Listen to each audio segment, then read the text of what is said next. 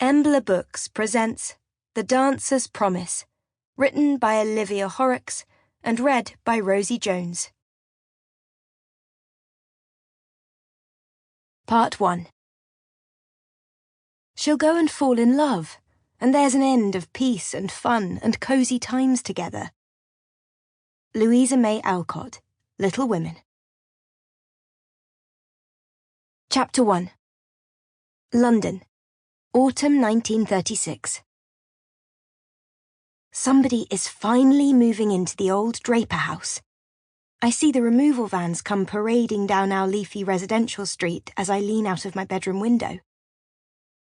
The sight of all those vehicles causes me to lean out right over the window box, my long hair falling over the last flurry of late summer carnations. The Draper house has sat quiet and empty for as long as I can remember, and I have always wondered what it must look like inside.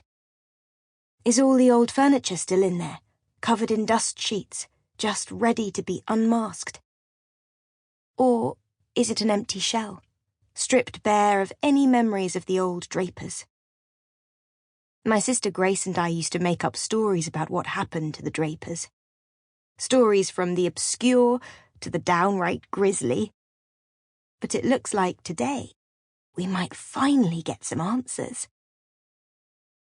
I lean out a little further over the window box as the removal men start unloading the vans and carrying in the furniture, all of which looks brand new.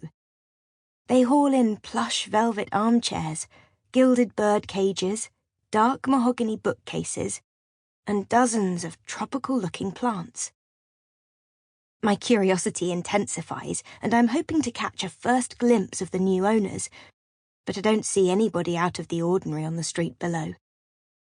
I spy Mrs. Arbuthnot from number 12 quick-walking down the street, her handbag swinging vigorously as she clamours to be the first neighbour to introduce herself. I roll my eyes and rest my chin on my hand, then watch with mild amusement as she looks around a little absently for want of someone to greet. But there is no sign of the newcomers. She keeps trying to stop the removal men and ask them questions, but they just shrug and brush her off. Oh, why does Grace have to be at work today of all days? I can't believe she is missing this momentous occasion after so many years of the two of us wondering about this mysterious house. This is quite possibly the most interesting thing that has happened on this street since, well, probably since our father died and everything that has become of our family since. Clementine!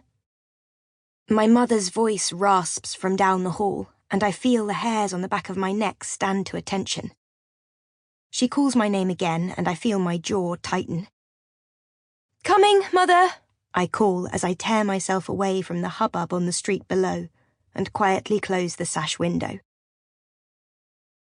I take a deep breath, close my eyes, and plaster a pleasant smile on my face before making my way to her bedroom. There is a tray outside my mother's door with a rather sad-looking bowl of long cold porridge and glass of juice, and with a jolt, I remember Grace asking me to make sure I gave Mother her breakfast when I woke up. She must have left it here for me, and I completely forgot. I pick up the tray and rush into her bedroom, my eyes adjusting to the gloom. The air in here is stale, and my nose twitches as I disturb the dust with every footstep. I place the tray gently across my mother's lap, and her dark eyes narrow in her pallid face at the sight of me. My mother is in her late 40s, but you would find it hard to believe looking at her now. She is sat up in bed with a shawl wrapped around her shoulders, and she clasps at it with one bony hand.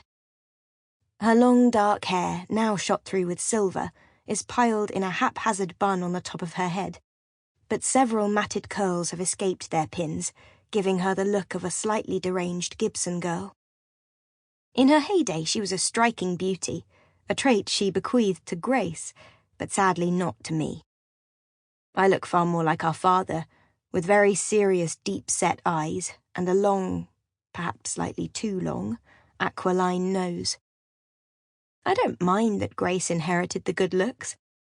It makes me quite glad to know that I carry our father's features. Sample complete. Ready to continue?